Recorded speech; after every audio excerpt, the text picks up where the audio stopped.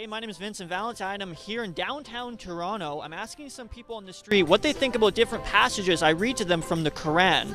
Unknown to them, though, it's actually the Bible. A few days ago, there was a video recorded in Europe that basically it did the exact same thing. So I just wanted to do the same video, but in North America, to see what our perspective would be on this, and if we still think that some of these old biblical texts have any place in Western society today. Punish you for your sins 7 times over. You will eat the flesh of your sons and the flesh of your daughters. If 2 men are fighting, and the wife of one of them comes to rescue her husband from his assailant, you shall cut off her hand. Look, here is my virgin daughter. I'll bring them out to you now, and you can use them and do to them whatever you wish. But as for this man, do no such outrageous thing. A woman should learn in quietness and full submission. I do not permit a woman to teach or to assume authority over a man. She must be quiet. If someone has a stubborn and rebellious son who does not obey his father and mother, then all the men of his town are to stone him to death. What are your initial thoughts after hearing those? Well, obviously they sound very aggressive.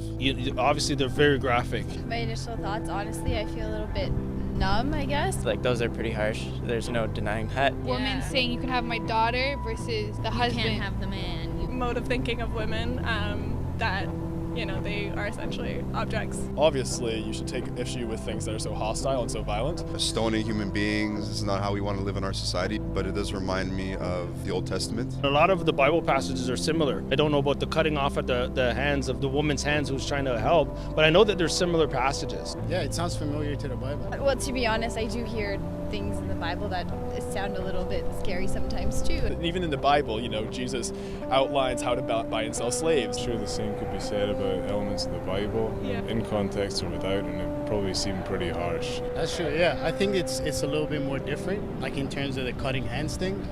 You know, they don't talk about that at the sermons that much, you know? Like, the Bible kind of tries to put us on equal levels and have our own certain roles. I think that they're kind of similar. I mean, in the Bible, it's less vulgar. Do you feel like there's still a place in Western society for these old texts? Do you think that maybe we should move on from them? That's a deep question. There's something to learn from, but we shouldn't be using them like law or even guidelines, like cutting people's hands off or dragging my son down. I can't even use that as a guideline. Especially these days, no. All it does is pretty much divide people unnecessarily. And I have nothing against people believing what they want in their own homes. I think that everybody's entitled to their own opinions. Religion definitely has a place in society. No one has the authority to say that a religion's time has passed and we should all adapt to a more scientific way of thinking.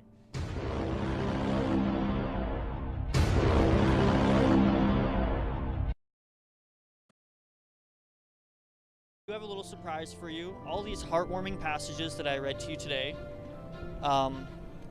they're actually in the Bible. Are actually the Bible. People, yeah. I don't know. Yeah, I didn't know that it was from the Bible, but I know there's similar things. The Bible's not far from the good book. They're actually from the Bible. Wow, I'm not surprised. Yeah. Not surprised at all, actually. No. That there are good and bad parts of all things, as religion especially. But at the same time, this is painted differently. Let's just ignore these passages and follow the good one. The media's, that's their business, to scare the pants off people. Yeah. Fear sells, right? Media is a big proponent of religious intolerance in today, and obviously it's a problem. See it on all the major news stations. It's quite horrific, actually, that they're vilifying an entire religion.